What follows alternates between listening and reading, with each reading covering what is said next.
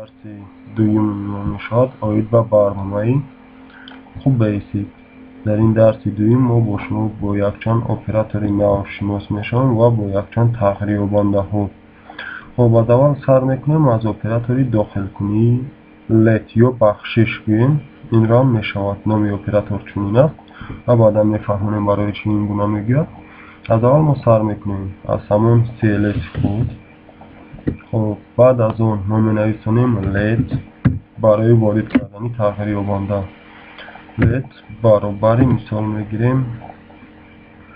خب اینکه نه درست ترش لت ا برابری 2 بگیریم و بعد از اون مینویسیم لت ب برابری 3 میگیریم. خب در اینجا باشد ما مینویسیم لت اس برابری خب ا جمع ب. این برای چی در کار است بعدا میفهمیم. بعد مینویسیم پرینت خب اس و در آخر مینویسیم اند. اند رو در پرینت و اند رو در درس یکم با شما فهمونده بودیم. یعنی چی؟ لت ما گفته استادیم لت ا یعنی ای ما بخشیده شود با چی؟ 2 یعنی 2 ما رو با ا برابر کن و ب ما رو با 3 برابر کن. یعنی با ب 3 رو بخش گفته لت اس یعنی با اس باشد ا جمع ب رو چکار کن بخش گفته. ما اینو یک بار میسنجیم در برنامه رو فعال میکنیم. خب کمتر پس برنامه با کار میدارد.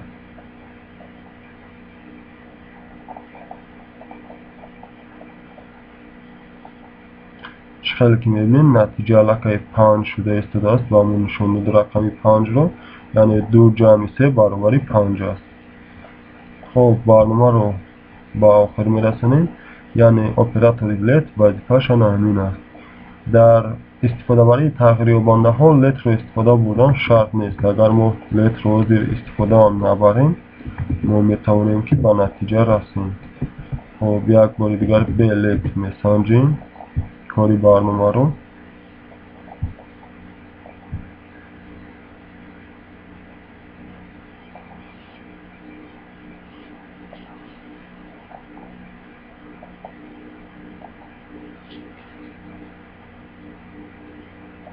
چخیلی که میبینید نتیجه چخیلی بود همون خیلی استفاده است. یعنی 5 اینجا ما تغییر نیفته است.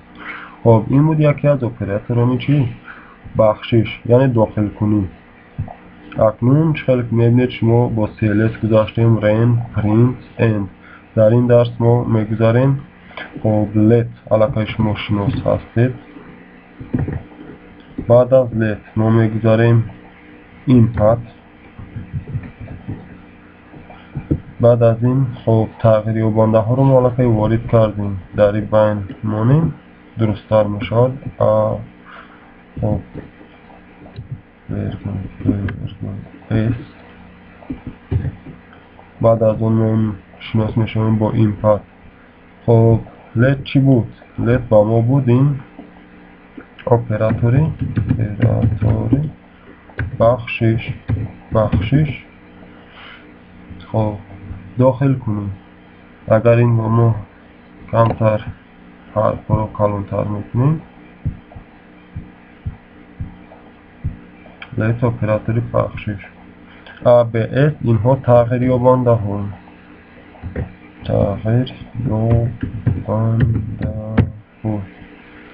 خب در اینجا اینپات باشد این با ما نقشی وارد کنی رو اجرا میکند. وارد کنی یعنی سرش اپراتوری وارد کنی. اپراتوری وارد کنی داخل کنی چیزی که به خودتون مخفول است. اکنون ما میگذاریم با اپراتوری اینپات.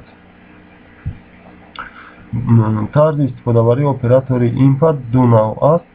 یکمی رو فهمونم ای ما برابر ب ای ما برابر 2 ب ما برابر 3 اس برابر جمع هر دوی اینها فاصله جمع اینها. ما میتونیم چخیل که با پرینت سلام نویسنده بودیم با اینها نیز ما میتونیم چنین اصول را اجرا نماییم. مثال میگیریم پیش از آنه که ما چاپی اس رو به اینجا میبریم ما در داخل ناخونک مثال نویسنده میتوانیم که حاصل جمعی آب جمع A و B یا اینکه چیزی که مقصودتون مخفی است. بعد این ما میتونیم از دو علامت نیز استفاده بریم یا ورگول یا اینکه نقطه ورگول. هر دو اینها نیز در اینجا نقش کلم میبودن. برای چی؟ برای که اگر ما از نقطه ورگول استفاده بریم خب بعد این نوشتجاتمون پیدا می شود. اگر از ورگول استفاده بریم در بین اینها یکچند مسافه مانده می شود. چقدر که میبینیم حاصل جمع A و B برابر 5 برابر نمانده ما 5 وقتی که نقطه ورگول میمونیم. اگر وقتی که ما ورگول خالی میمونیم نتیجه را ببینیم چند قدر فرقیت میکنه. 5 ما از آنها خیلی دورتر پیدا می شود.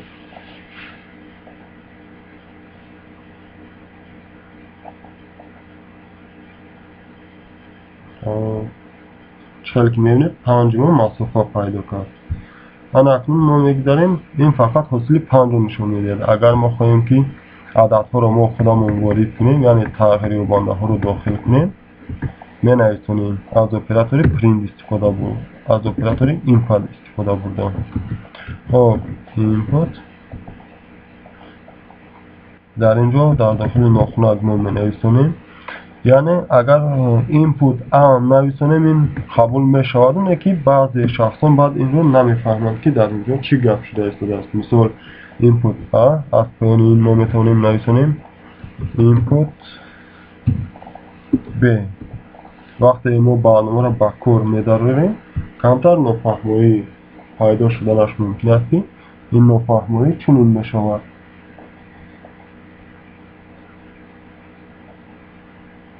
یعنی وقتی برنامه به کار می‌دارید در برنامه فقط علامت سوال یک خطی راست که دیگر که در اینجا می‌بینید پیدا میشد نافهمی است اینجا چی گفته است. برای همین ما اگر از با این 2 و یک بار دیگر پخش میکنیم با این مثال میگیریم 5 وارد کنیم حاصل جمع A و B برابر 7 یعنی 2 جمع 5 ما برابر 7 شد که برنامه با ما نشون میدهد.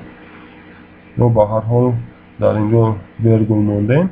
اگر ما خواهیم که استفاده برنده فهمد که ما چی گفتنیم در اینجا نیست ما میتونیم از ناخونک ها استفاده بردن. خب نویسیم مثال در وقت نویساندن ما میتونیم که نویسیم عددی A رو انتر جدا کنیم عددی A رو وارد کنید وارد نموید با چنین اصول بعد اون ما میتونیم ورگول مونیم خب یا اینکه نقطه ورگول فرق ندارد. در پرینت بینیست چنین طور می نویسیم یکون ورگول بعدا خب عددی B رو وارد کنید وارد نموید وقتی برنامه رو به کار می‌داریم این علاقه با ما کاملش فهم‌تر میشود که پیش از عدد رو وارد کردن در اینجا نشون میدهد چند است چی گپ است.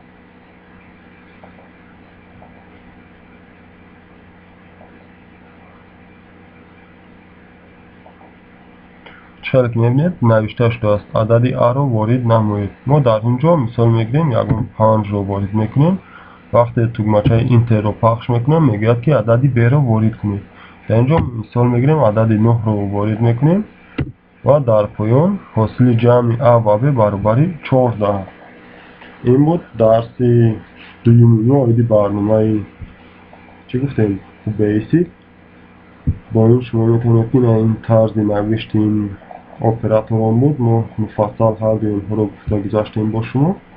چقدر که میبینید در اینجا از همین اپراتور ما استفاده بردیم لید ABS تغییر اپراتوری بخشش ABS تغییری و بانده و اینپاد اپراتوری داخل کنید که شما میتوانید از این استفاده برده برنامه‌های خودتان را ترتیب دادن گیرید. با کمتر هم باشد مرکب‌تر می شود.